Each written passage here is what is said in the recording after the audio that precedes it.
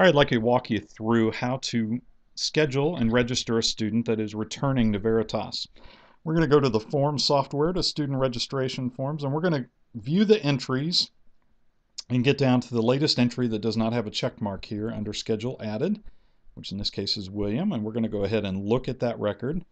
We'll take a look. It looks like he's signed up for 2 classes and Christ in the Classics, so he's a part-time student. You'll see why that's important here in a minute. Then let's just flip over to our other tab, the SIS tab that we've also opened. We've logged in here. Now we're just going to go to Students, and very important, let's click Include Inactive Students and submit without entering any other name. And this will pull up a complete list of all the students that are currently in our system. You'll notice a few of them show active, and those are the students that have already been registered. So we're going to go down here and find this young man.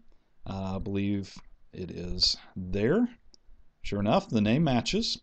Now we need to change 2 things on this screen to make him an active student. The first thing is under track. Since we've changed our track system to full-time and part-time, it makes things a little easier. We will just show him as a part-time student because he was only taking 2 core classes. And then we're going to come down here to start date, and you'll see that he was rolled over but with an August 29th date. Since that was the first day of school, we need to go ahead and change that to a current date. We'll change it to July 29th. So he'll show as an active student in the system. So you'll see that both of those things have changed, which will show him active. The next thing we need to do is go to the scheduling tab, and you'll see for that same student, you'll see the name here, you'll see that no courses are currently scheduled, so we need to add a course. That'll bring up this separate little window that kind of floats on top of everything, and that's really nice because then we can go back to the form software and scroll down to where we can see that whole schedule, and then go ahead and just pop that little window on top. So now we can see what's under there, what classes, for example, first period pre-calc trig. So we'll go to math, pre-calc trig, period 1. We'll check it and then go ahead and click add, just like we did scheduling before, and you'll see it adds it to the list here at the top. Now we can continue adding as many classes as we need to. So here we have third period anatomy and physiology, so that would be under science, anatomy and physiology, period 3. Let's go ahead and add that. And we need to add Christ in the Classics 10 through 12, which is under electives. Christ in the Classics 10-12. Let's go ahead and add that. Now we also had some study halls down here. Monday, Wednesday, Friday, second period. So if we want to add study halls, we go down here to study hall. Now remember, we broke up the Monday, Wednesday, Friday, so we have to schedule the Monday, Wednesday second, and then we also need to schedule the Friday second.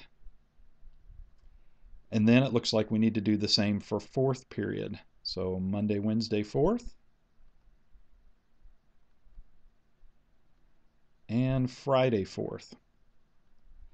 So now that we have everything here, we can check against the schedule. We have pre-calc trig, period 1, period 3, anatomy and physiology, Christ in the Classics over the lunch period, and then we have period 2 and 4 study halls. And if we'll see here, Monday, Wednesday, Friday, second, Monday, Wednesday, Friday, fourth period.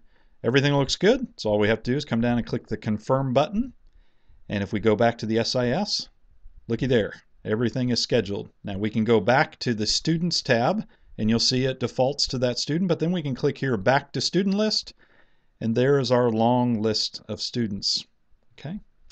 Now, one last thing we have to do over here in the form software. Let's go ahead and click Edit, and let's go down here and check off that we have added his schedule to the SIS. Once we've done that, we can go back up to Entries, and go to the end since we're going oldest to newest here, and you will see that there is now a green check mark under schedule added, so we can just move right on to the next student. And that really is all there is to it.